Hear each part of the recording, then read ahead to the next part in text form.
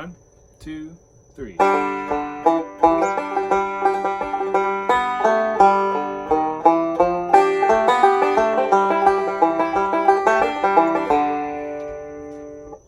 One, two, three.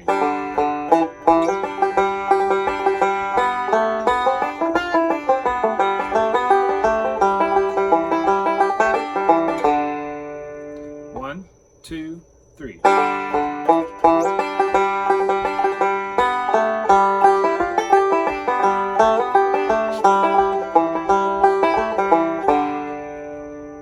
Hey y'all, Bennett here. In this lesson, we're going to go over some different 7th chord licks that you can use to go from the 1 chord to the 4 chord. So if you're playing Will the Circle Be Unbroken, it's something like this. Will the circle be unbroken by and by? So you can hear, after I sing Unbroken, I move to that 7th chord. That's a G 7th chord.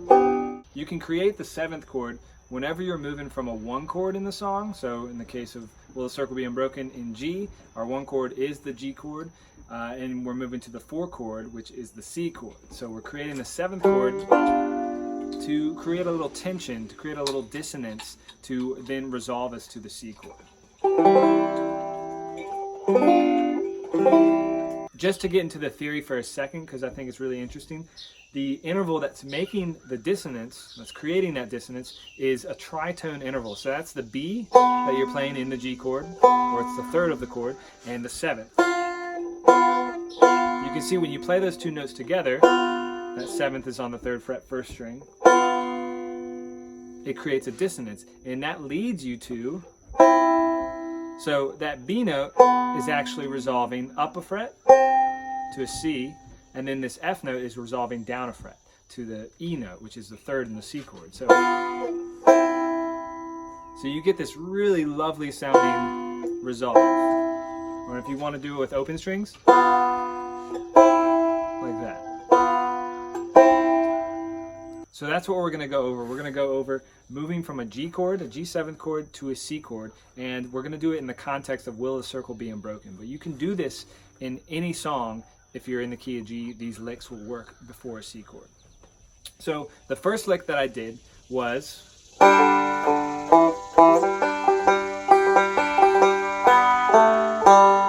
you can hear, will the circle be unbroken? Instead of hitting that in, so unbroken, instead of hitting the kin of unbroken, I'm actually going, I'm walking up, so it's, and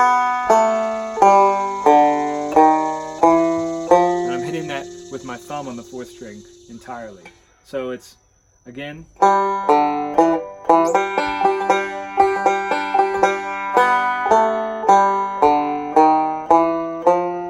so what I'm doing there is I'm using chromaticism to walk up on the 4th string from the open 4th string all the way up to the 3rd string. I'm just going 1 fret at a time. And then I'm doing a pinch. So that's creating a little bit of tension with that F note. You can play the B with it to hear that tension, that tritone interval. And then it resolves to the C chord. The second lick sounded like this.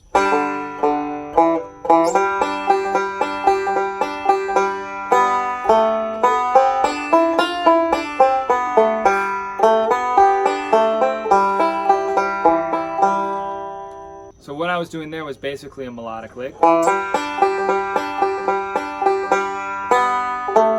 Instead of hitting the G note open, I was actually hitting the B note again to start my melodic lick, start my melodic scale. Essentially I'm doing a G mixolydian scale, so I'm getting that 7th note on the 3rd fret 1st string, and I'm going up the scale to get that note. So start the scale on the B note,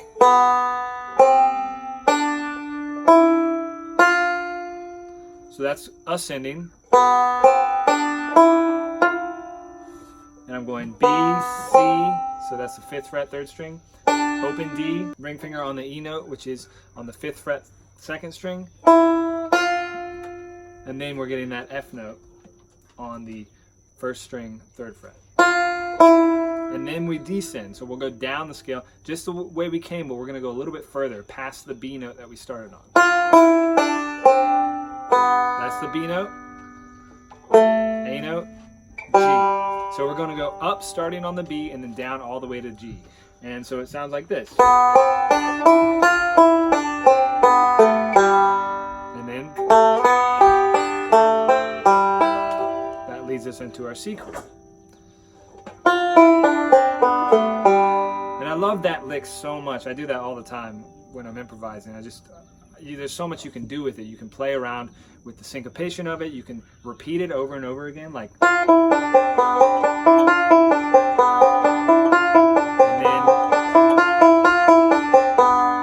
then, there's a lot you can do just out of that one position that will create even more tension before moving to the 4 chord, or the C chord in this case. So that's that lick. And the third lick is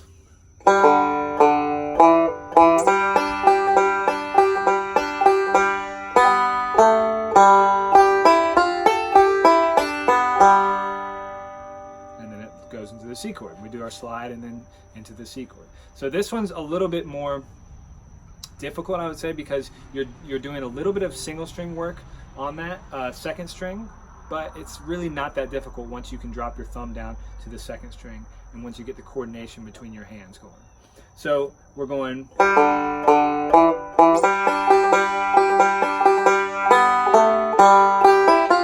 So I'm going boom, boom, boom, and then the lick actually starts on the 5th string, and I'm going 5 with the thumb, and then index finger on the E note, which is on the 5th fret, 2nd string, and this is where the single string thing starts.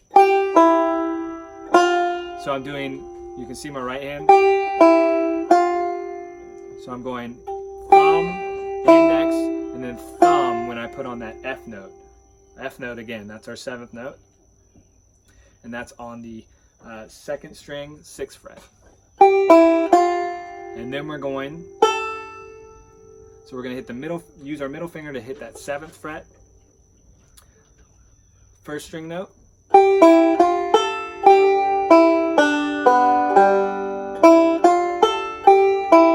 And then we're going 5th string again. So it starts to turn into a forward roll. Forward roll. So that's 5, 2, 1, and then backwards. So one more time.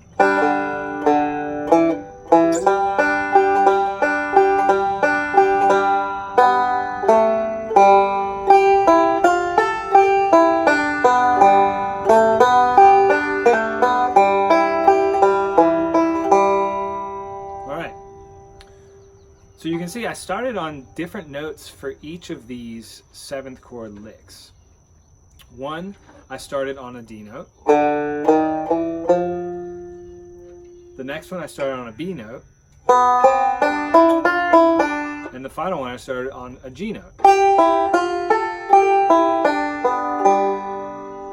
So those are 3 of the 4 notes in our G7th chord. So the G7th chord is no longer a triad. Usually in bluegrass we play using triad chords, and triad chords are they're 3-note chords. So G, B, and D is the triad. That's a G triad. That's a D triad.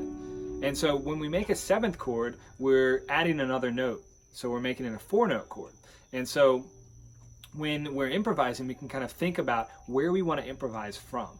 Do we want to improvise from the 5th of the chord? So that's what we did when we started on the D. Or do we want to improvise starting on the root of the chord, which is starting on the G?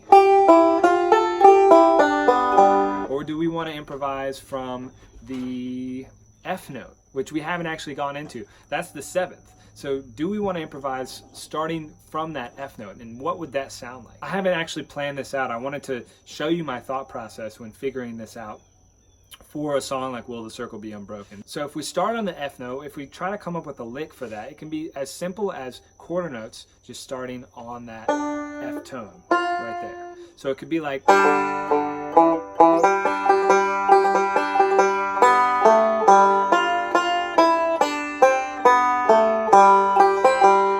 I just basically started my G scale, but I started on an F note. And then resolve to C. Super simple. It doesn't sound really flashy, but it totally works and it's great.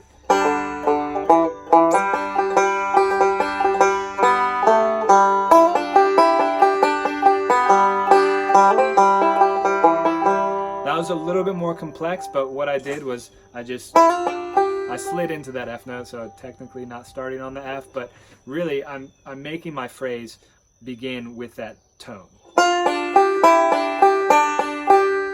And you can slide into it if you want. You can even slide into that note too, the D note.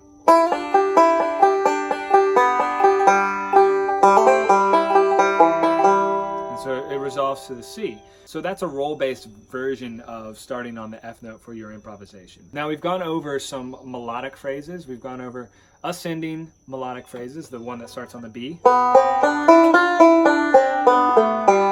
So what if we used parts of that melodic phrase and just started on the F note? And what would that sound like if we tried to figure out our way down the scale, just starting on the F note? Or we can go up, and I'll go over that in a sec, but let's just start down. So it would sound something like this.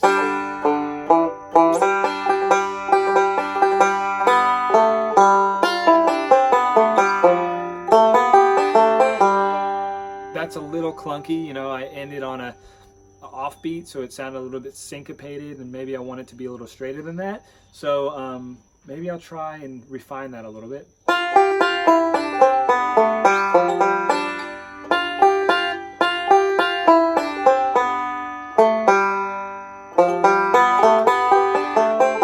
That's kind of cool. So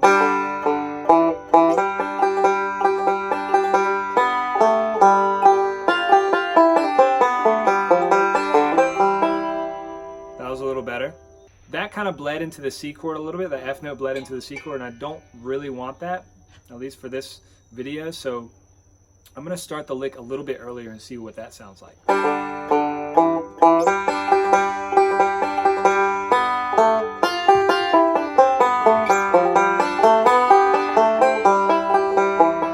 That worked out a lot better, at least to my ears. So what I was doing there was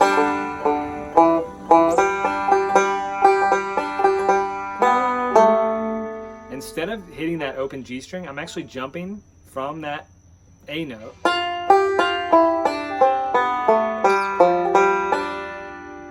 I'm jumping from that A note to the F note. And you can use your index finger to do that if you want. You might have to, it's kind of a wonky transition, so you might want to try and figure that out a different way. Or you can just go.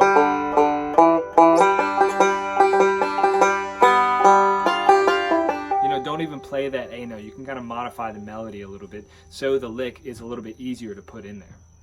And eventually, the more that you do this, and the more that you kind of play around on your own and create your own licks, try to figure out your own ways to play Will the Circle Be Unbroken with seventh chords or without, just using your own vocabulary, you're going to get better at this, and you're going to actually be able to do this more on the fly with your own vocabulary, or even making stuff up just out of thin air, it would seem.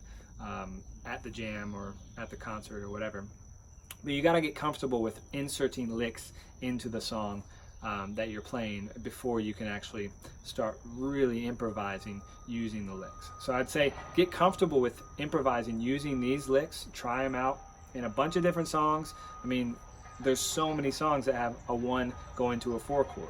Almost every bluegrass song has a 1 going to a 4 chord, so there's plenty of spots for you to practice this. And I would love to hear how this goes, or if you have your own lick that you want to share with me that's a 7th chord lick, share it with me on Facebook, post it on my wall. It's at Bennett Sullivan. And I hope you enjoyed this video. Please comment below, give me a like, please share it. Thanks so much for watching, and I'll see you on the next one.